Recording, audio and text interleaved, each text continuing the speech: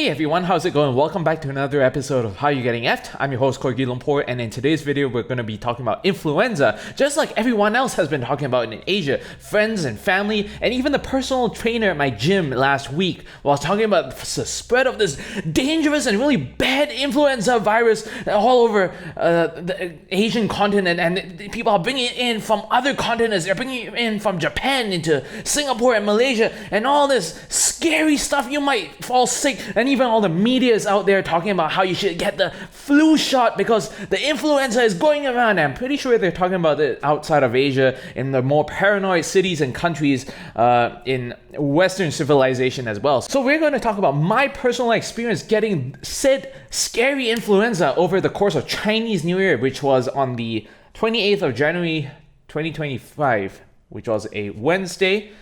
That was the first day of Chinese New Year. There's 15 days of Chinese New Year. And yes, we say Chinese New Year in this household, in this channel, because we don't subscribe to the woke bullshit term of Happy Lunar New Year. Just like we don't subscribe to Happy Holidays, we say Merry Christmas. So on the second day of Chinese New Year, which is the 30th of January, we decided to go up to Genting Highlands because that's one of the few places in Malaysia that has a casino. In fact, it might be the only place in Peninsular Malaysia which has a casino. So one does not simply build casinos in Malaysia, and when you want to gamble, there's only one place that most people can think of. That's Genting Highlands. They pretty much are a Las Vegas on a hill with a monopoly because there's only one casino there, unlike the strip on Las Vegas.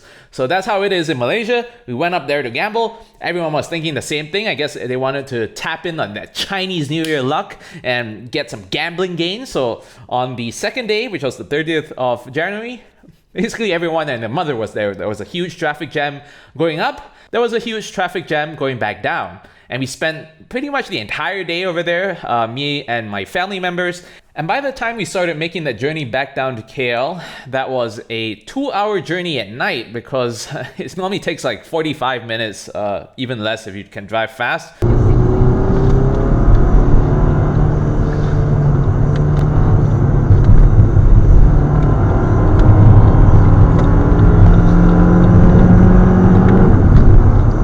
But 2 hours of traffic jam because, like I said, everyone's up there in the daytime, everyone's going back down during the night. And we were basically stuck in the same car as one of the first people who got the flu.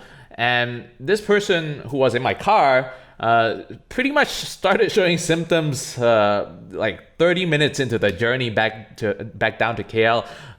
They started having the sniffles and the weird voice, stuffy nose kind of thing.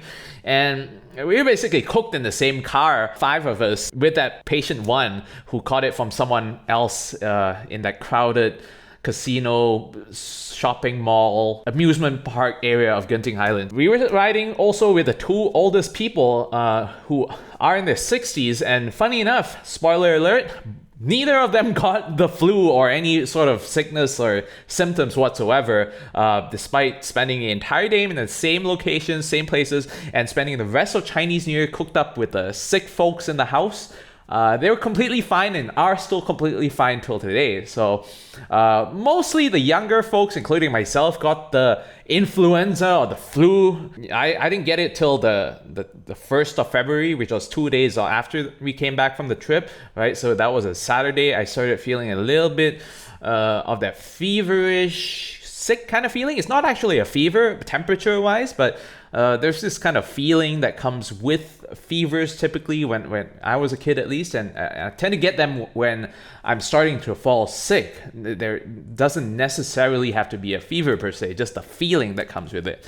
So I started getting that, and so did a bunch of other people in the household that I was living in, right? So there were 2 other people who had these sniffly noses and slight coughing, and basically I got a really mild start to it, right? On what was my first day, right?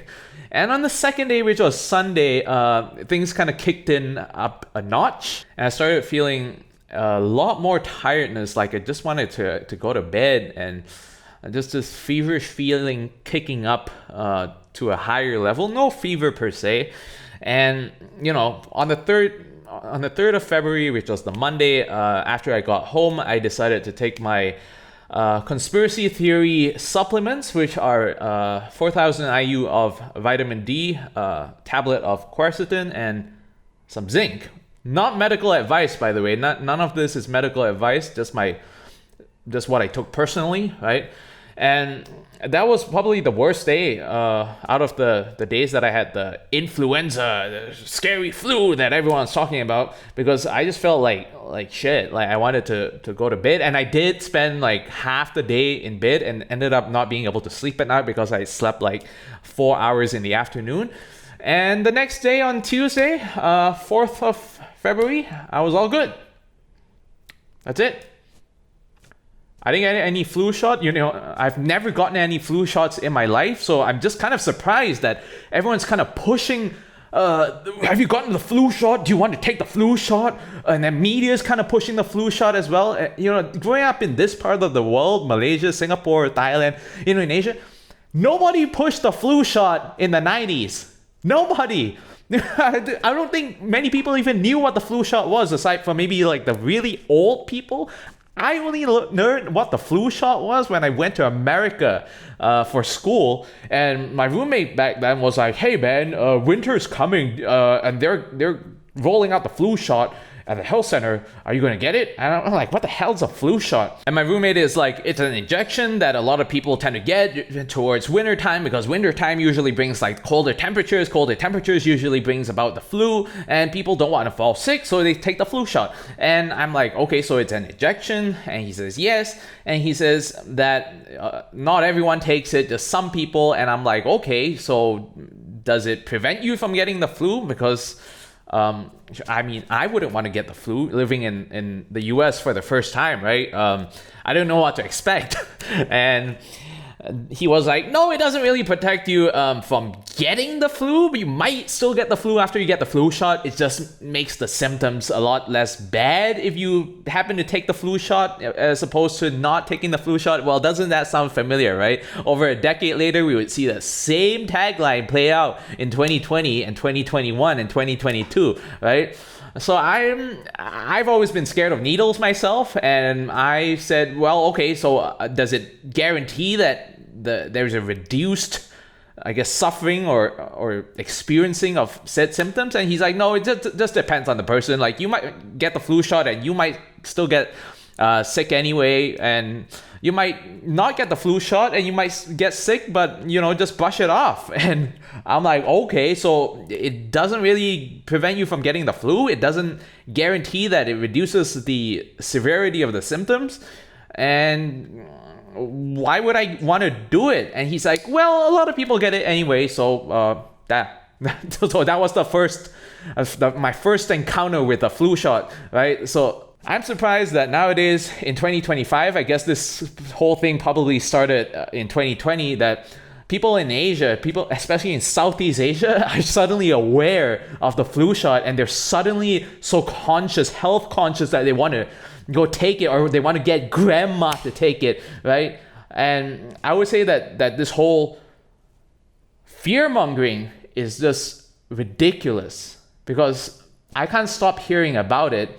And the fact that people keep talking about it like it's the worst thing since the CORGI-19 in 2020 it just pisses me off, because it's not as if everyone didn't go through that entire 3 years of suffering and losing of freedoms and screwing up of their lives, right? People saw their kids in mass pretty much the entire time, that ruined all the photos, family photos, that ruined the ability for children to see actual human faces, right? People weren't able to go to visit their suffering grandparents, grand uncles, aunts, whatever, in the hospitals because they didn't want to spread it to them. You think that people kind of learn a lesson from this shit, right? And realize that it wasn't so bad after all. And instead, we're seeing a lot of these people just double down on this bullshit, saying like, oh, flu, oh, influenza is coming, oh my god, I don't want to get the influenza. And a lot of people don't even realize that the influenza is basically the long version of the flu, right? That's where influenza comes in. Flu is literally influenza, but in abbreviated form. A lot of people seem to think that influenza from coming back from China or Japan or Korea or something is some kind of super deadly version of the flu. Dude, what the hell is going on with all these people? Like that's what I complain about in my other videos about how stupid people are, right? This is the reason why things don't get done. This is the reason why people keep going in this hamster wheel, going on the stationary bike, never progressing in life, because all they ever do is scroll social media, right? And when they see this influenza scare on social media, they're like, oh my God, what did I do? Let me go to the search engine, influenza. And then a whole bunch of media propaganda pops up saying that, oh, there's not an influenza going around and everyone needs to get the influenza shot, especially the old people if they don't want to fall sick. Don't you not want to fall sick? Because if you fall sick, you might die. And one thing that I want to talk about on this channel in the future, but I'm going to kind of spoil it a little over here, is I got CORGI-19. I can't use the term because I don't know if they're still detecting it and, kind of downranking the videos that talk about this and putting that little notice under the title of the video, right? I got CORGI-19 3 times without taking the thing into my body. So despite not having the vaccine in my body, I got CORGI-19, the first most deadly batch too, right? That was when I was with someone that I was dating, and we went to America, and it was Christmas, and she kind of picked up something on the ground in London before we landed in America, and by the time we landed there, she had like the full-blown symptoms of CORGI-19, right? The migraines, the stuffy nose, the sore throat, dizziness, and she wanted to collapse, really. Like, I'm going to save the story for the dedicated video, but long story short, she had it really bad, and we were basically due for like a 10-day road trip. So I was in the same car as her the entire time, and I didn't get shit. And what happened after that was I did fall sick eventually with like a lot of coughing. That's it. First batch of CORGI-19 before it even came out of Wuhan, right? So there was no vaccine even available to take. And I got that first batch, and I was fine. So the second time that I got it was in February of 2022, after the whole Omicron variant, scary, came out. And guess what happened? Nothing. I got the tiniest sore throat, and I got some coughing and all of that bullshit, but I was fine by the 3rd day, and I was running in the same week. I was recovered fully from that bullshit, right? The whole so-called CORGI-19, which is basically a branded flu for anyone who hasn't realized it yet, right? I'm just going to spell it out and spoon feed you right here. A branded flu was pretty much what it was. And I got CORGI-19 a 3rd time in July of 2022. And that was still without the vaccine, right? So I had gotten none of those things in my body. And guess what? It was probably the second mildest experience of CORGI-19 out of the 3, right? The second time was the worst. The first time was like the least, funny enough, because that was supposed to be like the most deadly first batch out of Wuhan, right? That was like the mildest version, right? The second time was the worst, and the 3rd time was somewhere in between. But again, I was running, I was healthy, I don't have any long-standing whatever symptoms or bullshit side effects or whatever bullshit. I haven't had any since those few days that I was sick.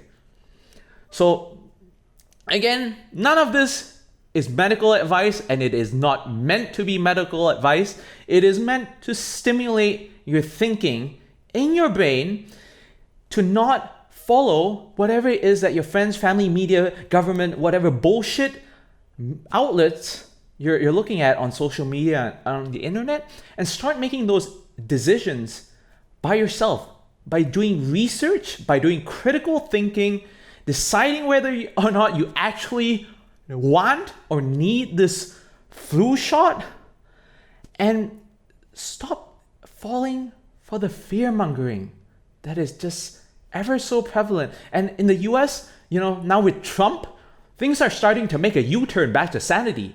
But meanwhile, out in Europe, in Asia, things are still very much clown world. Hong Kong, motherfucker.